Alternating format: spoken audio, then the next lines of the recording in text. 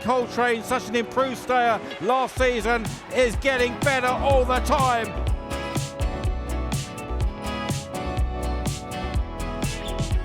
Clear by 3 then. Chaldean has made every yard so far and he's not for stopping. Well, Andrew, let's start with Chaldean. What a brilliant result in the Guineas. How's he been since then? How pleased have you been with his development? Yeah, very good. I mean, he's had a quiet time after the Guineas. I thought he had a hard race. So, yeah, we're pretty happy with him. And, you know, all roads lead to Royal Ascot and hopefully get him there in the same shape he was at Newmarket. Just looking back to the 2000 Guineas and how big a day that was for the team, one that will live long in the memory, I imagine.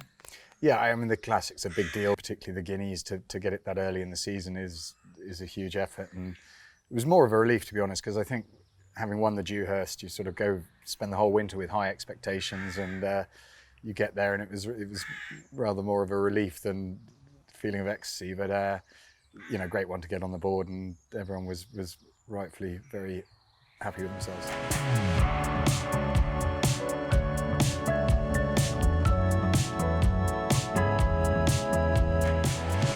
Ed, what a journey Chaldean has taken you on as breeders. How was Guineas Day for you? Because there's something extra special about getting a classic on the board. It just never stopped raining, and you know, you're standing there in the pre-parade ring shivering and thinking of all the things that are going to go wrong, especially with his previous race in the Greenham, and just, you know, I'm a bit doom and gloom before a race starts. You know, with a furlong to go, I couldn't see him getting beaten, and I was screaming and yelling, and I feel sorry for the people that were around me in the seats. But yeah, I didn't feel cold and wet after that.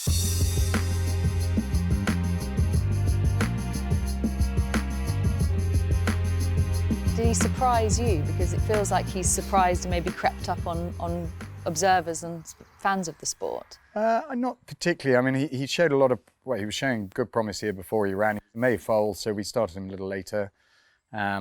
And he was a bit unlucky, learnt a lot on his debut, and then won well, and just he kept improving with each race. You know, he was impressive in the Acomb. Form of that's pretty strong always, and very impressive at Doncaster. And then obviously we went into the Dewhurst with high hopes, and he got the race won in spite of idling probably slightly in the last third of the race. But he's just a lovely horse to have around. He's so professional. And talented as well. Do you have every confidence going forward now that there's more to come from this horse, that he's going to really stamp his authority on this classic generation? Well, I'd hope so, but obviously it's a long season, and he's got a lot of hard fights ahead of him. All we can do is get him in the best shape we can and hope he can do the rest. St James's Palace, that is the obviously intended target, and the chance now he's going to have to encounter some faster ground at some stage. I haven't got to concern myself on that. It was quite fast when he won at York. But I think all ground comes alike to him, and I think Ascot, the round track there, should really play to his strengths, so we're looking forward to it. What's it been like as a journey to watch his career develop? He was so friendly and such a beautiful foal, and a young foal still in the summer, that he was probably the first foal that we really got the younger generation of my friends and family in. Come and have a look at this foal. My nieces, who wouldn't be brought up around the horses, they're more in London direction, they came to meet him and remember him well. My goddaughter came and gave him a pat on the head, and you know, that's the only foal she's met. So it's really sparking interest amongst sort of family and friends who wouldn't be in racing, because we took a lot of photos, so it's nice to have them as well at home. Certainly is, and he's just gone from strength to strength as a racehorse. I know he was always held in high regard, but what sort of noises were you hearing from the Baldings before he ran, and from the Juddmonte team? Were you always confident, or did he almost take you by surprise? Absolutely. I was hearing nothing. I'm not in the know on those sort of things, and to be honest, I wasn't blown away by his first two starts. Looked like a nice horse, but I'm obviously no judge of a race. He's just amazing how he keeps improving and loving his racing. He looks like he really enjoys the job, and yeah, long may that continue.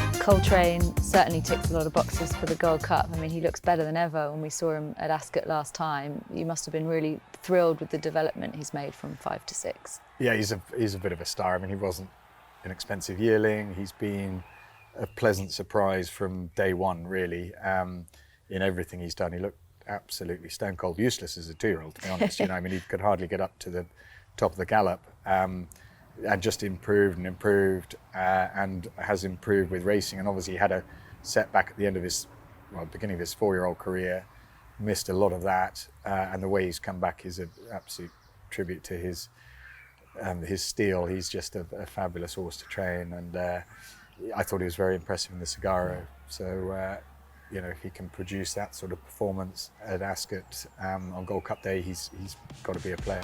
Coltrane has opened right up, 4-5 lengths clear, and Coltrane, such an improved stayer last season, is getting better all the time and wins the Sagaro. We're pretty relaxed about it. If we can just get him there in his best health, he's got to have a chance. He always gives his running, but is he better than ever this year from what we saw last time? Well, I think certainly last run suggests he is. I thought he was very impressive. He put in a similar performance actually at Sandown last year, where he'd looked very, very good. And we were just thrilled with the way he won at Ascot, so it was obvious that we didn't need to be running again before the Gold Cup, because there's a busy time after that as well. So hopefully, as I say, if we can get him there in the same form, he should be have a great chance.